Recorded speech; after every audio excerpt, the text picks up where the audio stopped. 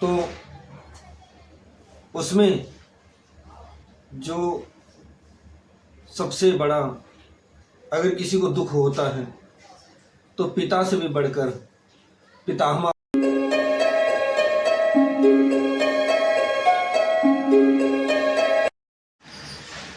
तो पूरे आयुर्वेद में इन 5 चीज़ों की रचना हुई।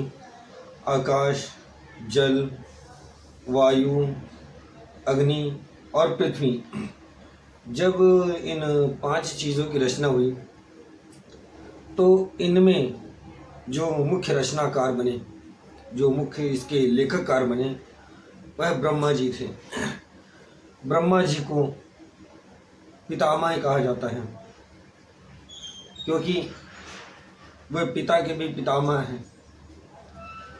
और कहा जाता है कि अगर आप कष्ट में होते हैं तो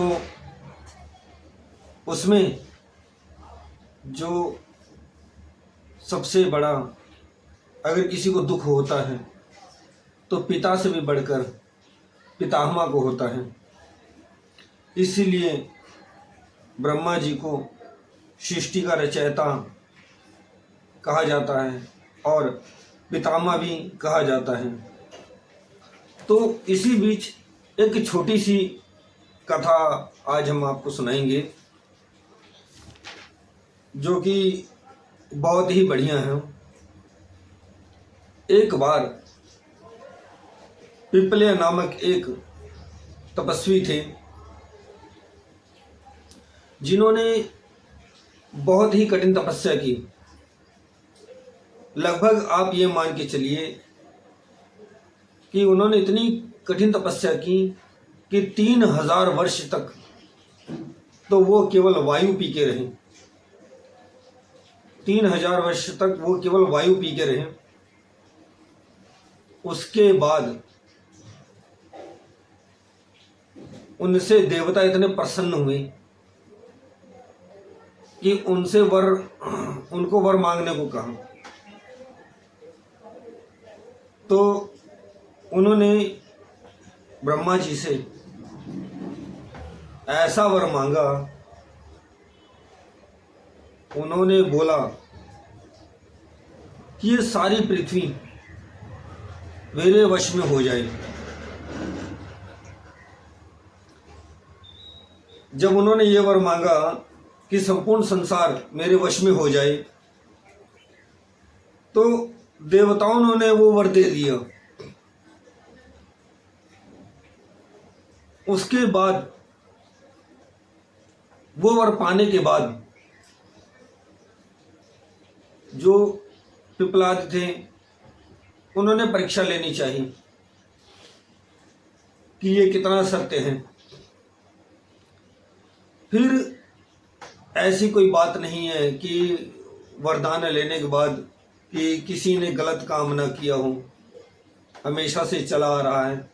वरदान पाने के बाद बहुत से जो वरदाई थे, कईयों ने अपने वरदान का सदुपयोग किया, कईयों ने दुरुपयोग किया। जिन्होंने दुरुपयोग किया उनके पास वो ज़्यादा देर तक टिका नहीं। जिन्होंने सदुपयोग किया उनके पास तो वो टिका रहा। उसके बाद जब अत्याचार बढ़ने लगा तो ब्रह्मा जी ने दूसरा रूप धारण करके वो पिपलादी के पास आए और उन्होंने उनको समझाया कि आप ये क्या कर रहे हैं, क्योंकि तुमसे भी बड़ी सिद्धि पाने वाले लोग इस संसार में हैं। तुमसे भी बड़ी सिद्धियों वाले लोग इस संसार में हैं। अवस्था की दृष्टि से अगर देखा जाए तो एक बालक है सुकर्मा, उन्होंने भी तप किया और तप करने के बाद उन्होंने भी सिद्धि हासिल की। उनके आगे आप कुछ नहीं हैं। ब्रह्मा जी ने ये पिपलादी को समझाया दूसरे रूप में आके कि आप जो बालक सुकर्मा हैं उसके आगे आप कुछ भी नहीं हैं। तो ब्रह्मा जी की ऐसी चेतावनी से जो पिपलादी था वो सुकर्मा के पास गया। उसने उससे दूसरी विद्या भी सीखी। दूसरी विद्या सीखने के बाद जो उसका जीवन था और प्रकाशमय हो गया,